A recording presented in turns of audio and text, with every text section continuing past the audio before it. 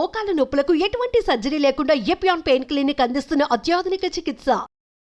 Cancer వస్తే ఇంత ఖర్చు అవుతుంది అంత ఖర్చు అవుతుంది అని చెప్పి మీరు ప్రీమియంలు కట్టండి, ఇన్సూరెన్సులు కట్టండి అని ఒకవైపు ప్రకటనలు చేస్తున్నారు రేడియోలో. ముందుగానే కనుక్కోండి మీకు రోగం వస్తుందని ఈ డయాగ్నోస్టిక్ ల్యాబ్ వాళ్ళు ప్రకటనలు చేస్తున్నారు. 30 సంవత్సరాలు వచ్చాయా, బాడీ చెకప్ రండి, ఒకరు చూపించుకుంటే ఇంకొకరికి ఫ్రీ అని చెప్పి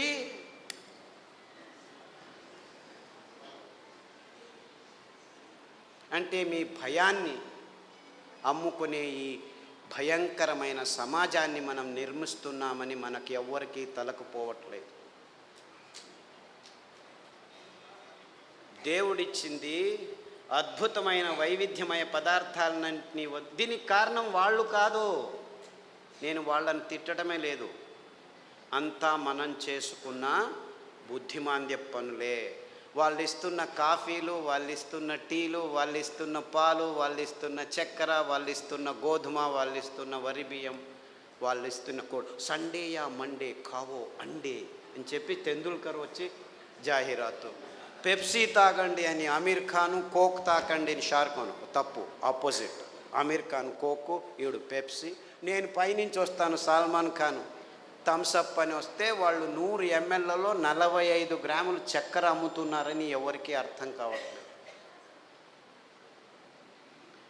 వేల కోట్ల రూపాయలు ఖర్చు పెట్టి డ్యాములు కట్టి నీళ్లను పోగు చేసి చివరికి పెంచేదేమిట్రా మనం అంటే ఈ చెరుకు నుంచి వచ్చే చక్కెర తింటే 1 గ్రాము తింటే మీ రోగ నిరోధక శక్తి 6 నెలలు మాయమైపోతుంది. డెంగ్యూ రావచ్చు, పంగు రావచ్చు, H5N1, H1N1, డెంగ్యూ, పింగు, జింకా, పుంకా, నీపా, ఏనేనో పేర్లు, అంతా అర్థం కాని పేర్లని పెట్టుకొని, ఓ నీపా గబ్బిలాల నుంచి వచ్చింది, గబ్బిలాన్ని చంపండిరా. డెంగ్యూ దోమల నుంచి, దోమల్ని చంపండిరా. పక్షి జ్వరం, అక్కి. కోళ్ళ జ్వరం, కోళ్ళని చంపండి. పందుల జ్వరం, పందులను చంపండి. మ్యాడ్ కౌ డిసీజ్, కౌస్ని చంపండి.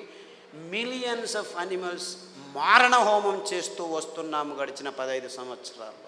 కానీ ఎవరికి చెప్పట్లేదు దీనివల్ల వస్తుందని.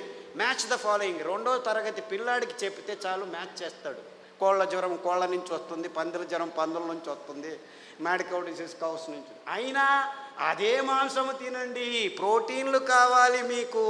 మాంసాహారంలో B12 ఉంది, B12 మీ శాకాహారులకు రానే రాదు అని ప్రపంచం మొత్తాన్ని మాంసాహారం వైపుకు నడిపిస్తున్నారు ఈ విజ్ఞానులు, ఈ డాక్టర్లు. ఆవలిస్తే చాలు మీకు B12 వస్తుంది. సూక్ష్మజీవులు మీ నోట్లో 100,000 రెట్లు ఎక్కువ ఉన్నాయి. మీ దేహంలో ఉన్న జీవకోశాల కంటే ఈ లాక్టోబాసిల్లస్ 70% ఉంది. ప్రతి ఒక్క బ్యాక్టీరియా, మీరు పిల్లాడికి పాలు తాపుతారు కదా, ఆ పాలు పెరుగుగా మారేదానికి పొట్టలో లాక్టోబాసిల్లస్ ఉంది. ఆ లోపల అవుతున్న పెరుగు నుంచే విటమిన్ B12 వస్తుంది. అంటే మీరు చిన్న పిల్లాడికి పాలు ఇచ్చినప్పుడే విటమిన్ B12 తయారు చేసేదానికి జీవితాంతం ఆ లాక్టోబాసిల్లస్ని మీరు పెంచుతున్నారు. ఈ విషయాన్ని ఎవరు చెప్పట్లేదు. అందరూ B12 ఇంజెక్షన్లు తీసుకోండి, ట్యాబ్లెట్లు తీసుకోండి అని చెప్పడం మొదలుపెట్టారు డాక్టర్లు. ఇంత మోసం చేస్తున్నారు. అంటే మీరు నువ్వుల పాలు, కొబ్బరి పాలు తాగితే చాలు, మీరు లోపలే B12 తయారవుతుంది, అక్కడ బ్యాక్టీరియా ఉంది. లేదు, పెరుగు చేసుకోండి కొబ్బరి పాలతో, ఒక 2 చెంచాలు తినండి వారానికి, చాలు B12 వస్తుంది. ఎంత మోసం చేస్తుంది. ఇప్పుడు ఈ కొత్త స్కామ్ ఇది. B12, vitamin D. అందరూ సాఫ్ట్వేర్ వాళ్ళందరూ లోపల 6 గంటలకు పోయి 12 గంటల వరకు కూర్చొని ఉన్నారు. వేల మంది, లక్షల మంది. వాళ్లకు సూర్యుడు దొరకకుండా విటమిన్ D తక్కువ అవుతుంది, లోపల కొలెస్ట్రాల్ విటమిన్ Dగా మారుతుంది. అది జరగట్లేదు కాబట్టి విటమిన్ T ట్యాబ్లెట్ రెడీ చేసాం, తీసుకోండి అందరూ. ఏం చెప్తే ఊరా వెధవా వెళ్ళి 1 గంట సేపు ఎండలో ఉండరా అంటే చెప్తే చాలు కదా. లేదు, ఇంకా సులభం. పుట్టగొడుగులు ఎర్గోస్టెరాల్ అని ఒక కాంపౌండ్ ఉంది, దానిని ఎండబెడితే 2 గంటలు అది విటమిన్ Dగా మారుతుంది. సో మీరు రావద్దండి, సాఫ్ట్వేర్లో అలా పని చేస్తూనే ఉండండి, పర్వాలేదు. వారానికి ఒకసారి ఎండబెట్టిన పుట్టగొడుగులను నానబెట్టుకొని ఒక 2 సార్లు తింటే మీకు విటమిన్ డి వస్తుందని చెప్పొచ్చు కదా వీళ్ళు. ఎందుకంటే విటమిన్ ట్యాబ్లెట్స్ నుంచి ఏ జీవము సరిగ్గా పీల్చుకోలేదు. Supplements are no good at all. Vitamin tablets are useless. అయినా $1 బిలియన్ బిజినెస్ చేస్తున్నారు. ఏ జీవసత్తువైనా మీ దేహంలోకి రావాలంటే సరి అయిన ఆహారం నుంచే రావాలి. సో ఆ ఆహార పదార్థాలని గుర్తించి చెప్పాల్సిన ఈ విజ్ఞానుల రెస్పాన్సిబిలిటీ ట్యాబ్లెట్లను అమ్మేదానికి వాడుకుంటున్నారు. ఇంతే, ఇంకేమీ లేదు. ఒకరోజు ఊదులు, ఒకరోజు అరికెలు, ఒకరోజు కొర్రలు, ఇంకొక రోజు అండు కొర్రలు తిని మునగాకు కషాయం, చింత ఆకు కషాయం, రావి ఆకు కషాయం, వేప ఆకు కషాయం తాగితే అది ఆడవాళ్ళు పీసీఓడి ప్రాబ్లం కావచ్చు, అంటే అండాశయాల్లో ముట్టయితే ఆగదు, ఆగితే రాదు. ఇలాంటి సన్నివేశమైన వీర్యకణాలు లేక మగవాళ్ళకి ఇప్పుడు ఆడవాళ్ళతో సంభోగం చేయాలంటే శీఘ్రస్ఖలనాలు, అదంతకదే లింగం ఆగిపోవటం, సన్నగా అయిపోవటం, రక్త ప్రసారం జరగకపోవటం, ఇలాంటి ప్రాబ్లమ్స్. Viagra $1 billion business. అదే సాక్ష్యం. నేనేమి కట్టుకథలు చెప్పట్లేదు. ప్రపంచమంతా, మన దేశం ఒక్కటే కాదు.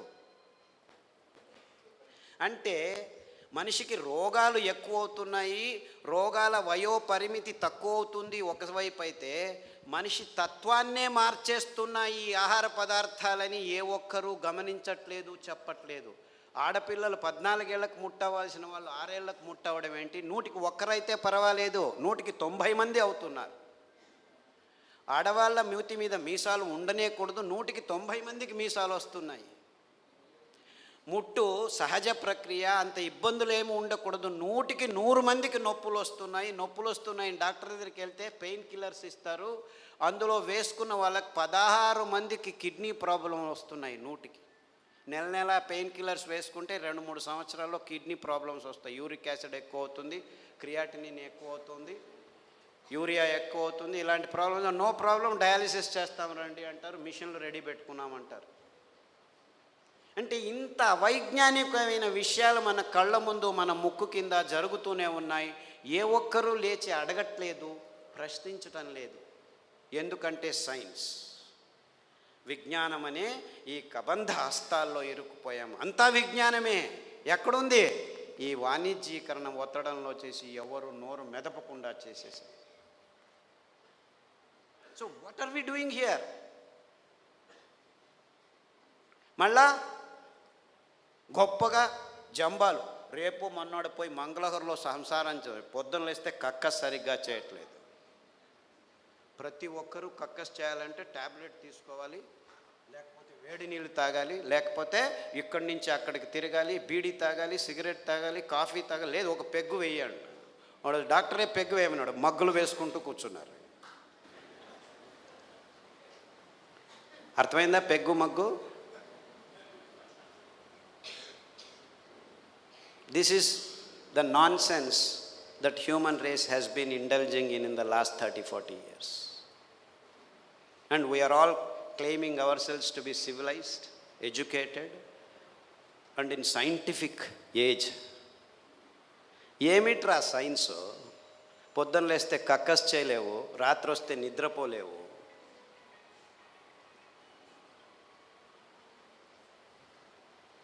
Wear is your science?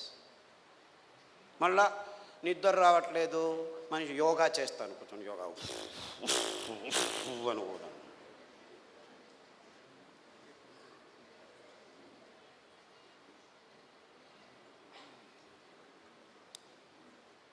ఏం చేయమంటాం?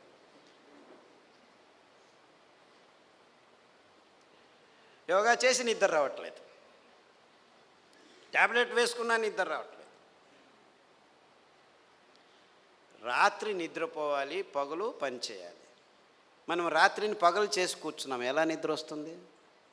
లైట్లు వేసుకుంటున్నాము, రాత్రంతా లైట్లు. అస్సలకు ముందు నీవు చీకటి చేసుకొని రూములో పడుకుంటే అద్భుతమైన ట్రిగ్గర్స్ మీ మెదడులో జీవరసాయనిక రసాల్ని ఉత్పాదనం చేస్తాయి. నిజమైన నిద్ర వస్తుంది, గాఢ నిద్ర వస్తుంది. అతి అద్భుతమైన నిద్ర మీ దేహానికి తడితే మీలో రోగనిరోధక శక్తి ఎక్కువ అవుతుంది. అంటే ఈ మధ్య ప్రపంచంలో మానవ జాతి సరి అయిన నిద్రపోవట్లేదు. ఎందుకంటే కారు అడవుల్లో కూడాను లైట్లు వేసేదానికి రెడీ అయిపోయాం. సో ఒక్క విజ్ఞాని కూడా చెప్పట్లేదు అందరూ చీకటి చేసుకొని నిద్రపోండి అని. ఎప్పుడైనా నిద్ర రాకుంటే ఈ ట్యాబ్లెట్ వేసుకో అని చెప్తున్నారు. మీరు 10 సంవత్సరాలు నిద్ర కోసం ట్యాబ్లెట్ తీసుకున్న వాళ్ళు నా దగ్గరికి వస్తే 3 గంటలు చీకట్లో కూర్చో, ప్రతిరోజు ధ్యానం చెయ్యి, పుస్ అని ఊదొద్దు, ఊరికే దేవుడిని తలుచుకో. ఆస్ట్రేలియా నుంచి ఒక అబ్బాయి వచ్చాడు, 28 ఏళ్ళు. ఎప్పుడు చూడు ట్యాబ్లెట్ ఇది అది అని చెప్పి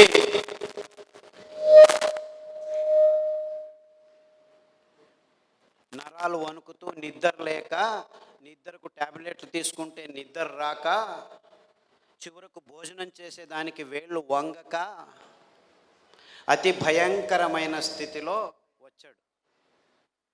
నిద్రపోయి 30 రోజులైంది. ఇలా కళ్ళు ఇలా అయిపోయాడు. వాళ్ళ అమ్మ నాన్న ఎంతో బాధపడుతూ ఇలా అయిపోయాడు, ఆస్ట్రేలియాకి తీసుకెళ్ళాము, అమెరికాకి తీసుకెళ్ళాము, అన్ని మందులు ఇచ్చాము, ఏమీ కావట్లేదు. అరికలో రాత్రి నానబెట్టి ఉదయం నానబెట్టి ఉదయం వండిన గంజి రాత్రి వండిన గంజి ఉదయం తాగిపించండి. దానికి తోడు చన్న సాంబారు ఉల్లిపాయలు, ఎర్రగడ్డలు దంచి మజ్జిగలో వేసి ఆ మజ్జిగ తాగించండి. చీకటి గది చేసేసి బాగా గంజి తాగిపించి వాడిని లోపలికి వేసేసి తలుపు వేసేసి ఇంకా వాడి వైపు చూడకద్దండి అంటే, అయ్యో ఎలా అని చేయండి, 3 గంటల తర్వాత వెళ్ళి చూడండి అని చెప్పాను. అక్కడ బెడ్ కూడా వేయకండి అని చెప్పాను. 3 గంటలు తట్టుకోలేక ఆ తల్లి 1:30 గంటకే మెల్లిగా తలుపు తీసి చూస్తే వాడు బార్లా పడుకొని నిద్రపోయాడు. 3 రోజులు లేవలేదు వాడు. ఫోన్ చేసి లేవటమే లేదు, లేపి గంజి ఇవ్వడం, ఏమీ చేయొద్దండి నిద్రపోనివ్వండి, 3 రోజులు కాదు 6 రోజులు నిద్రపోయినా ఏమి ఇబ్బంది లేదు అని చెప్తే 3 రోజుల తర్వాత లేచి కంప్లీట్లీ ఆల్ రైట్, మళ్ళీ ల్యాప్టాప్ తీసుకుంటాను అంటాడు. వేదవా, ఆ ల్యాప్టాప్ నుంచే నీకు ఈ రోగం వచ్చిందిరా.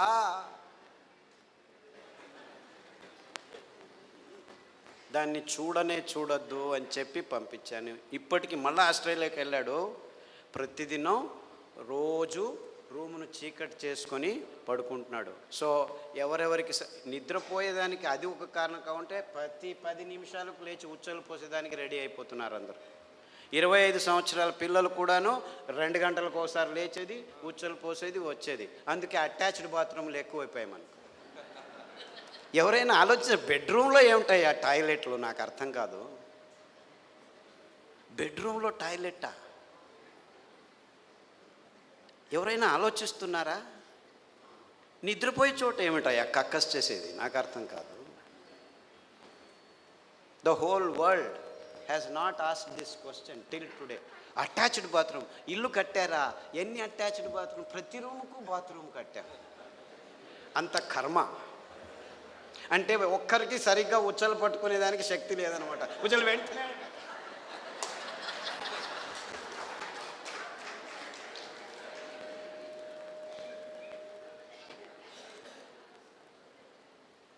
అండుకొర్రల గంజి తాగండి, రాత్రి పడుకుంటే పొద్దున వరకు లేవాల్సిన అవసరం లేదు. In fact there have been zillions అని చెప్పాలి నేను. అంటే 100 మంది పెద్దవాళ్ళు, 60 ఏళ్ళు, 50 ఏళ్ళు, 70 ఏళ్ళు ఉన్నవాళ్ళు రోజు రాత్రి 2 గంటలకు లేచి ఉచ్చలు, అది ప్రోస్టేట్ ప్రాబ్లము, ఈ ప్రాబ్లం, ఏ ప్రాబ్లం అన్నా ఉన్నివ్వండి, అరికల గంజి తాగండి.